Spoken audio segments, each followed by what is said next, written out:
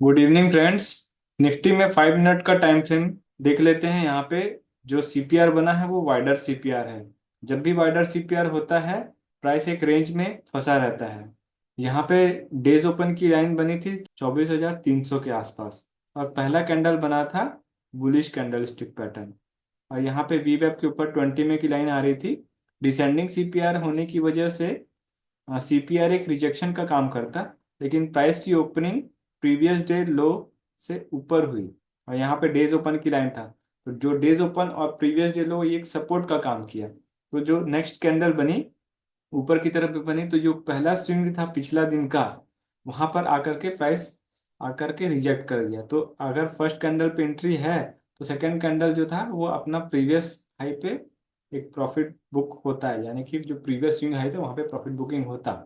उसके बाद में पीछे नीचे की तरफ में आ रहा था तो डेज ओपन के नीचे हमको कैंडल की क्लोजिंग चाहिए थी। यहाँ पे थर्ड कैंडल को डेज ओपन के नीचे क्लोज नहीं हुआ था, ये वापस बाउंस हो गया ऊपर की तरफ में।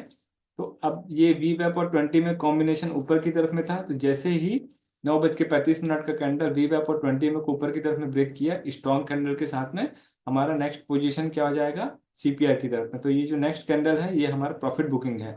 और इसके बाद वाला जो कैंडल है ये डोजी बनाया है, तो यहाँ पे अपना पोजीशन को स्क्वायर ऑफ कर सकते हैं। तो पहला ट्रेड इस तरफ में ऊपर की तरफ था, सेकंड ट्रेड हमारा इस कैंडल पे था। उसके बाद फिर ये जो सीपीआर पे हमारा एक प्रॉफिट बुकिंग हो जाना है क्योंकि डिसेंडिंग सीपीआर है।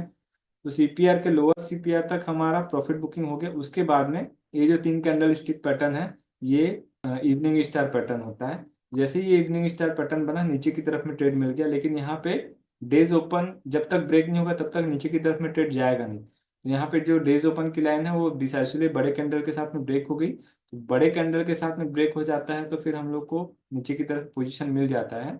लेकिन यहाँ पे S1 प्रीवियस डे लो के अंदर जब घुसेगा और बड़े कैंडल से घुसेगा तो वहां पे एंट्री नहीं करना है, उसको वापस आने दीजिए फिर से वीवेप के आसपास।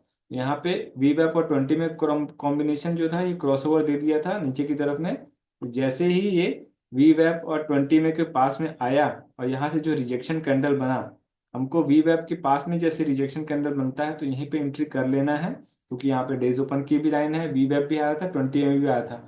जो कैंडल वीवेप को नीचे की तरफ में ब्रेक कर रहा है वहां से हमको पुट की तरफ में ट्रेड ले लेना है और नीचे की तरफ में पहला टारगेट क्या हो जाएगा S1। यहाँ पे प्रॉफिट बुक करने के बाद में ट्रेड को छोड़ देना है। उसके बाद जब वी वेप और 20 में कॉम्बिनेशन नीचे की तरफ में इशारा देगा, जब जब 20 में से रिजेक्शन ले हमको प्रॉफिट बुक करते जाना है, एंट्री करके प्रॉफिट बुक करते जाइए। और अगर S1 और S2 के बीच में दूरी ज्यादा होती है तो मैंने बताया था S1 S2 के बीच में ही हमको प्रॉफिट बुक करके क्लोज करना है ट्रेड। अगर ये S1 को बीटा सीढ़ी बड़े कैंडल के साथ में ब्रेक कर दिया था जो कि 12:15 बजे का था, तो यहाँ पे एक एंट्री करके हम ये वाला कैंडल पे प्रॉफिट बुकिंग कर सकते थे 9:35 का कैंडल। उसके बाद में ट्रेड को क्लोज कर सकते हैं।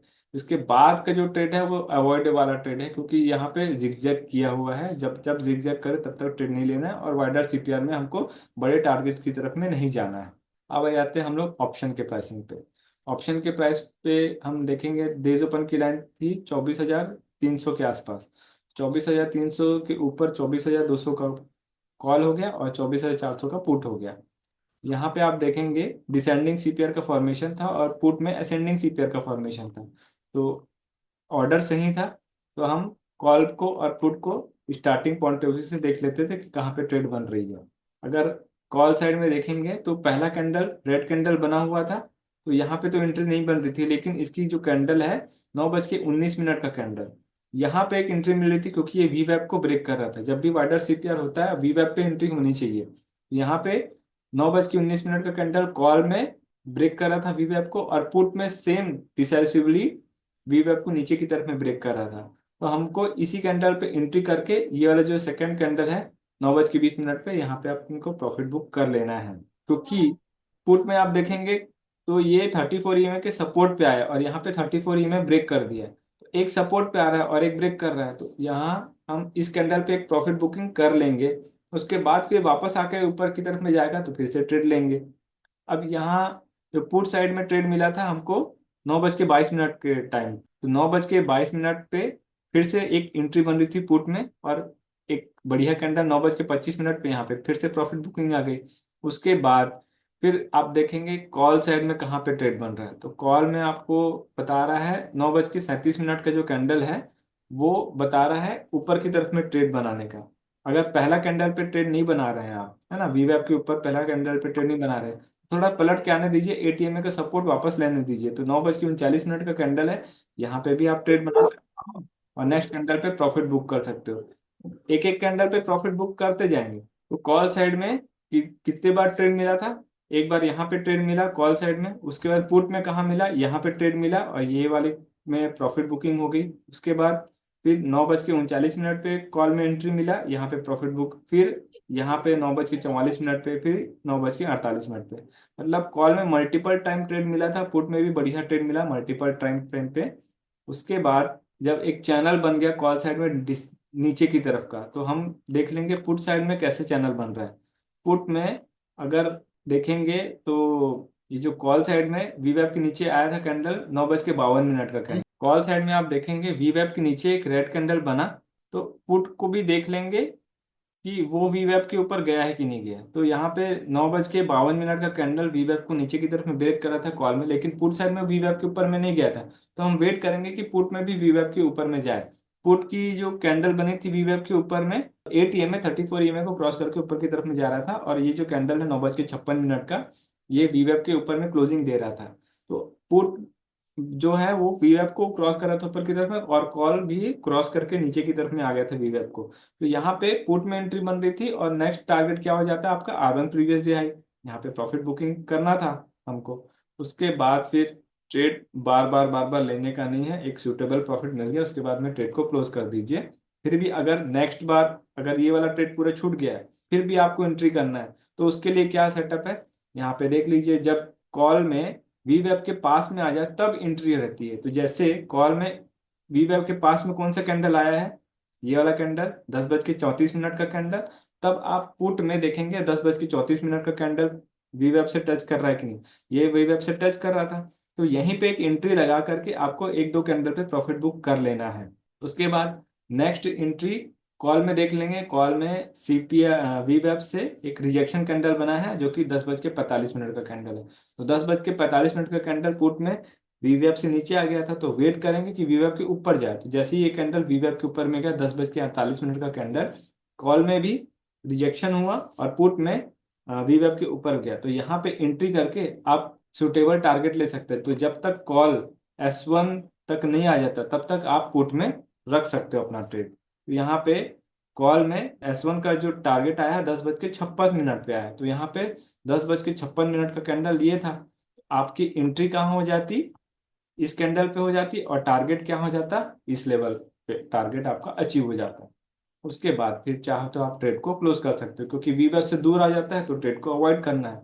फिर उसके बाद धीरे धीरे करके ये तो नीचे आ गया, तो हमको चैनल का फॉर्मेशन होना चाहिए। जैसे चैनल का फॉर्मेशन क्या होता है, जब ये ईएमए का लाइन जो है चौड़ा हो जाता है तो हमको ट्रेड नहीं लेना है, श्रिंक होने दीजिए उसको। यहाँ पे श्रिंक हो गया है। श्रिंक होने के बाद ये जब क्रॉस ओवर देके वापस नीचे की तरफ में जाए, तो ये कैंडल कब बना है, 11:42 पे बना है। तो 11:42 पे देख लेंगे पुट में वापस से कहाँ आया है। 11:42 पे पुट में आप देखेंगे यहाँ पे क्रॉस नहीं दिया है ना। जब तक इसको क्रॉस नहीं दिया तब तक वेट करेंगे। जहाँ पे क्रॉस मिल गया, ये कैंडल की क्रॉसिंग, हम ईएमए की क्रॉसिंग यहाँ पे मिल गई, उसके बाद आप यहाँ पे ट्रेड लेने के लिए फ्री हो गए। तो जब तक ये यहाँ पे 34 EMA के ऊपर में क्लोजिंग नहीं दे देता है कॉल में, तब तक आप पुट से एग्जिट मत होइएगा। तो यहाँ पे अगर आप एंट्री कर रहे हैं या इस जगह पे आप एंट्री कर रहे हैं, टारगेट रखेंगे आप R2 लेवल का, क्योंकि ये भी S1 से नीचे उतरा है। तो कहाँ तक जाना है इसको, ये S2 लेवल तक है, लेकिन यहाँ से S1 से S2 का लेवल बहुत दूर है, लेकिन पुट में पास है। तो जब R2 का लेवल आ जाए तो हमको एग्जिट प्लान कर लेना है, फिर छोड़ देना है ट्रेड को। बार बार ट्रेड लेंगे तो फिर दिक्कत होती है। यहाँ 13:08 का कैंडल फिर से वीवेप को टच किया है। जब ये वीवेप को टच किया तब पुट में एंट्री करना बनता है। पुट में आप देख लीजिए यहाँ पे एक कैंडल बता रहा था कि यहाँ एंट्री कर सकते हैं, इस जगह पे एंट्री करके एक सुटेबल टारगेट यहाँ पे भी एक छोटा सा ले सकते हैं। ऐसे करके आप मल्टीपल एंट्री करके प्रॉफिट ले सकते हैं, कॉल और पुट का चार्ट को सिंक्रोनाइज मैनर में देखते हुए। तो ये था आज का एनालिसिस। अब आ जाते हैं कल के चार्ट पे। कल का जो सीपीआर है वो डिसेंडिंग सीपीआर बन रहा है, और सीपीआर का जो रेंज है वो थोड़ा सा पास है, दूर नहीं है, पास है, तो कल के कंपेयर में ज्यादा वाइडर नहीं है। डिसेंडिंग सीपीआर है, इस वजह से जो प्राइस का एक्शन है वो कैसा होगा, अगर सीपीआर पे आता है तो रिजेक्शन प्लान करना, और सीपीआर के ऊपर एक बुलिश कैंडल बनेगा तो वो धीरे धीरे R1 प्रीवियस डे हाई की तरफ में जाने की कोशिश करेगा। अगर सीपीआर के ऊपर एक बुलिश कैंडल का फॉर्मेशन होता है तो R1 तक जाने की कोशिश करेगा, लेकिन R1 से थोड़ा पहले ही हमको एग्जिट प्लान कर लेना है, पूरा R1 तक नहीं जाएगा। और अगर R1 को ब्रेक कर देता तो प्रीवियस डे हाई तक ज्यादा से ज्यादा जाएगा, उसके बाद थोड़ा सा वेट कराएगा। और अगर ये R1 प्रीवियस डे हाई से रिजेक्शन लेता है तो वापस सीपीआर की तरफ में आ जाएगा। सीपीआर से अगर रिजेक्शन होता है तो वो डेफिनेटली प्रीवियस डे लो आएगा, और प्रीवियस डे लो और S1 को ब्रेक कर देता है नीचे की तरफ में, तो S2 की तरफ में प्लान करना है कि नहीं, इसके लिए हमको हायर टाइम फ्रेम पे जाना पड़ेगा। नीचे S2 का लेवल आ रहा है 24,000 का, तो 24,000 के लेवल पे हमको क्या मिल रहा है ये देख लेते हैं। वन डे के टाइम फ्रेम पे आते हैं, इसको हम रेक्टेंगल फॉर्म में मार्क कर देते हैं। ये आ गया आपका रेक्टेंगल फॉर्म, रेक्टेंगल फॉर्म में हमने डाल दिया है पोजीशन को। हमारा टारगेट यही सीपीआर का रेंज है। अब 1 घंटे के टाइम फ्रेम पे आते हैं, यहाँ पे आप देखिए वाइडर सीपीआर है और S1 प्रीवियस वीक लो के पास में ही चल रहा है प्राइस, तो ये एक सपोर्ट का काम कर सकता है ना, थोड़ा बहुत सपोर्ट का काम करेगा। यहाँ से ऊपर की तरफ में जाएगा तो हम ऊपर की तरफ ट्रेड बनाएंगे, और यहाँ से अगर नीचे जाता है तो नीचे की तरफ में ट्रेड बनाएंगे। लेकिन नीचे की तरफ में हमको अपना पोजीशन कहाँ क्लोज करना है, 24,052 के आसपास या 24,050 के आसपास अपना ट्रेड को क्लोज कर देना है। 5 मिनट के टाइम फ्रेम पे हम वापस आते हैं। अगर S1 प्रीवियस डे लो को नीचे की तरफ में ब्रेक कर देता है तो हम S1 और S2 के बीच में ही हम प्रॉफिट बुक करने की कोशिश करेंगे पहला, और सेकंड प्रॉफिट बुक करेंगे फिर 24,000 के लेवल पे।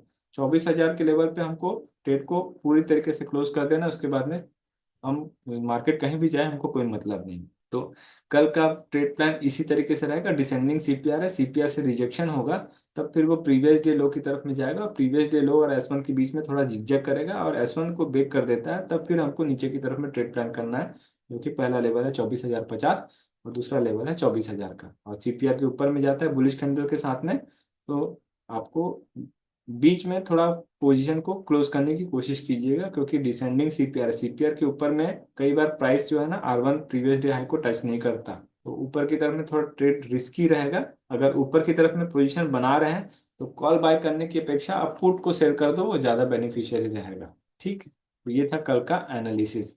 अगर हम ऑप्शन के चार्ट में जाते हैं तो निफ्टी अभी 24,200 के आसपास चल रहा है, निफ्टी लिख लेंगे, और 19 दिसंबर पे जाते हैं, और 24,200 है तो 24,100 का कॉल अपन चेक कर लेते हैं।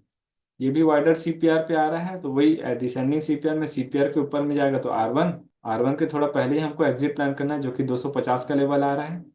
और सीपीआर से नीचे उतरता है तो फिर प्रीवियस डे लो तो पक्का आएगा, है ना, और प्रीवियस डे लो उतरता है तो फिर S1 और प्रीवियस डे लो के बीच में थोड़ा सा प्रॉब्लम करेगा। आप निफ्टी के चार्ट पे आते हैं और फिर से निफ्टी का पुट ऑप्शन देख लेते हैं।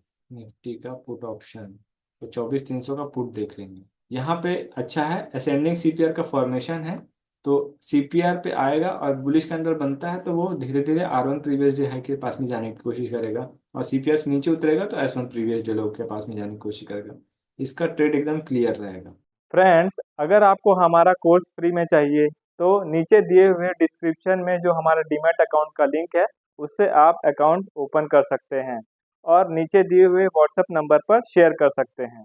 इससे आपको हमारा कोर्स फ्री में मिल जाएगा और जो हमारा पर्सनल व्हाट्सएप ग्रुप है उसमें भी ऐड कर दिया जाएगा, ताकि आपका जो भी क्वेरी क्वेश्चन डाउट है उसे आप पूछ सकते हो और सही समय पे सॉल्व करा सकते हो।